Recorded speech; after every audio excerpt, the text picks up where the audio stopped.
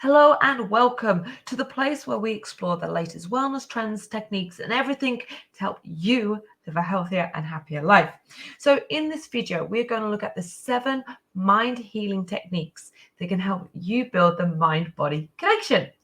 So these techniques have been used for centuries by various cultures, and they promote overall well-being as well as balance in life.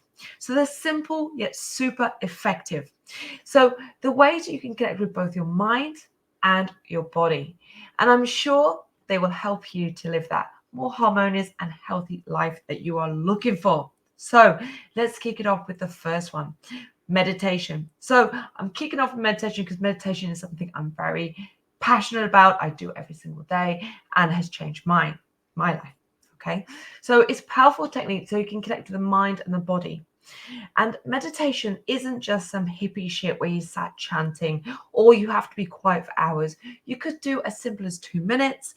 You can even keep your eyes open. You don't need to sit there and do anything, okay? It is not restricted to one style, okay? There's different styles of meditation, but it is about focusing your attention, okay?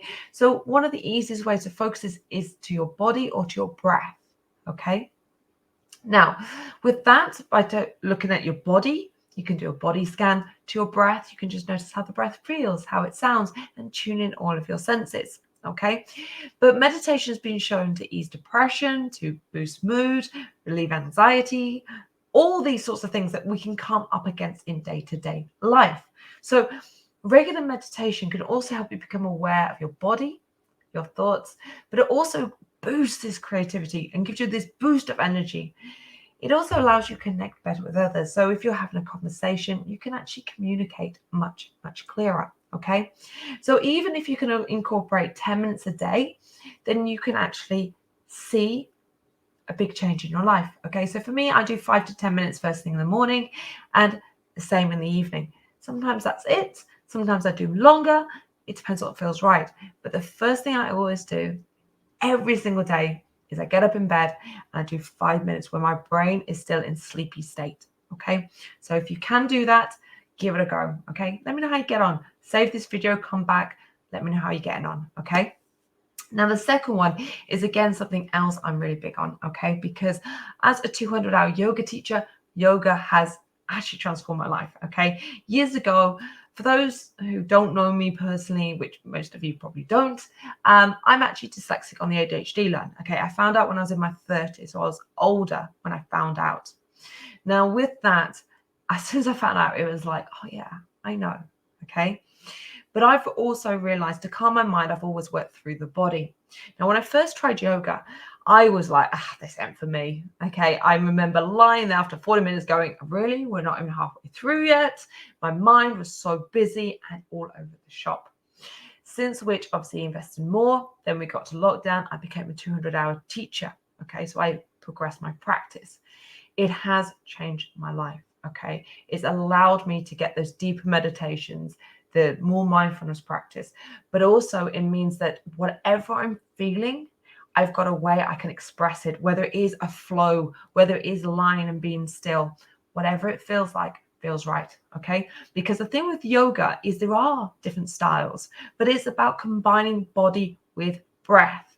So your mind and body and soul are all coming into this one like complete unit. Okay. So physically, it will boost, promote, improve flexibility, but also your strength and balance. Okay. So a lot of us find, as particularly as we start getting older, balance becomes a challenge. Okay. But then you get the sort of the mental well-being, the reducing of stress, anxiety, and things like this. But what it can also do, it can help you connect to your body in such a profound way that it allows you to become more aware of your breath and what you notice in your body when your shoulders ache, how does it feel, and all these sorts of things. Now, when I started yoga, and this may be for you, I started doing a 75 or 90-minute practice. I felt completely overwhelmed. Okay, that's why my chimp brain was going off left, right, and center. Okay, now I kind of go, oh, it's only 75 minutes. And I feel like I'm cutting a practice down. Okay, but some days I just do 5 to 10 minutes. Okay, that's perfect. And if you're starting out for the first time and you're unsure, there's so much out there. And if you do want some videos, maybe some short flows, and of course, let me know in the comments. Okay, drop them below. Okay.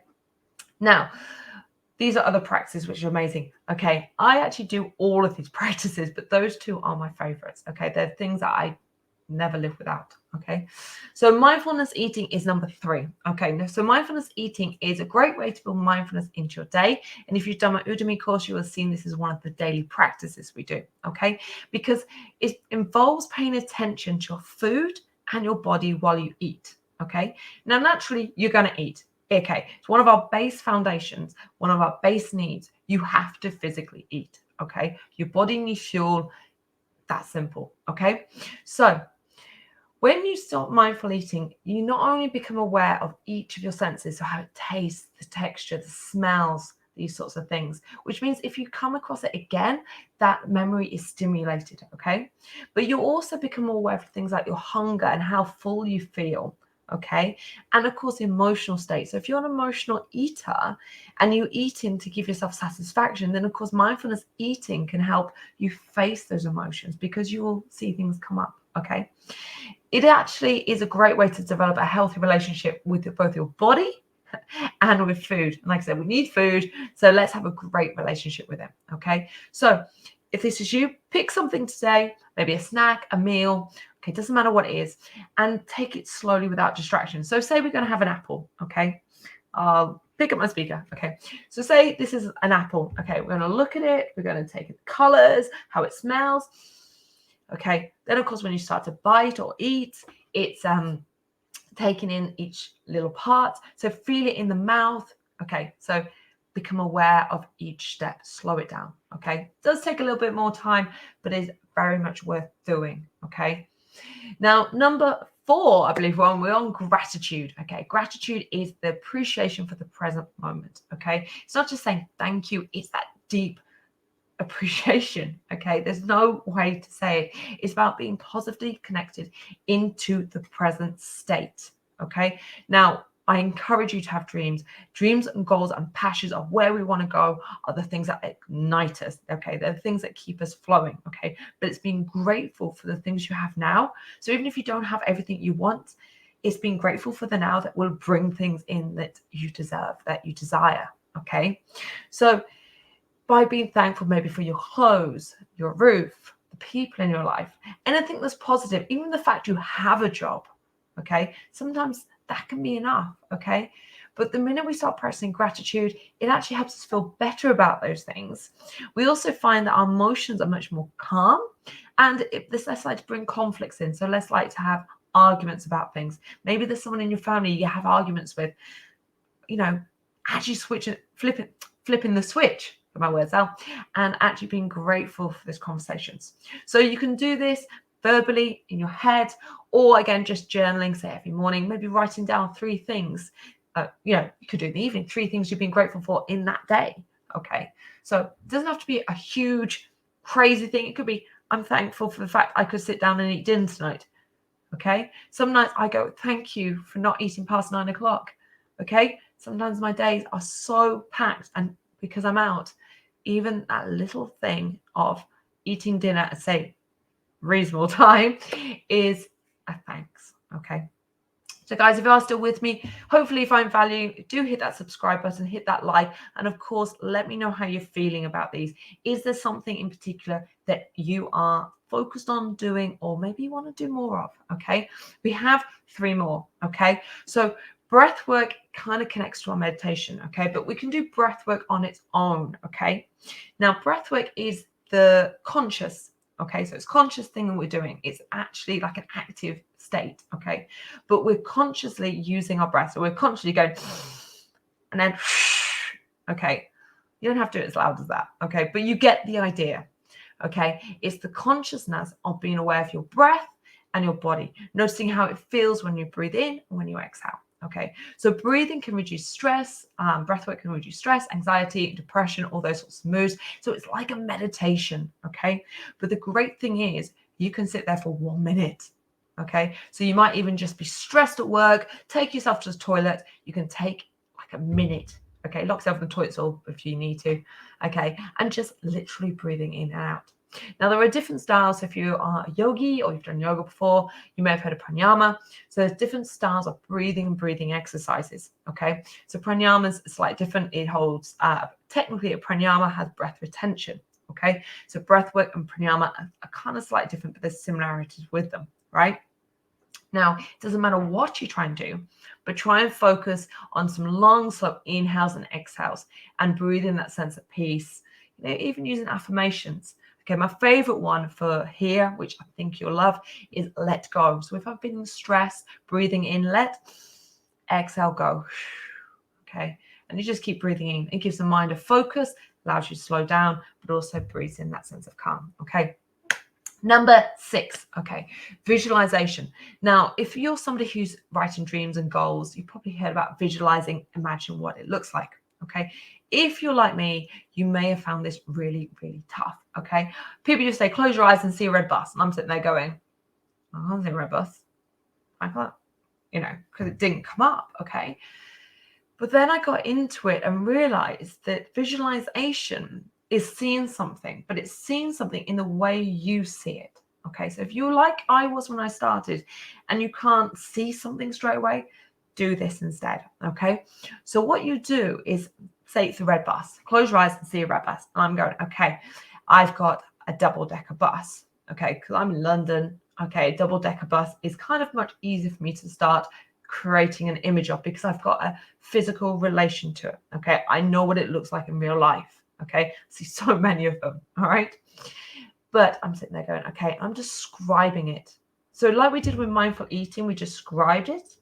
So I'm there going, okay, I've got this big red bus. It's a double decker.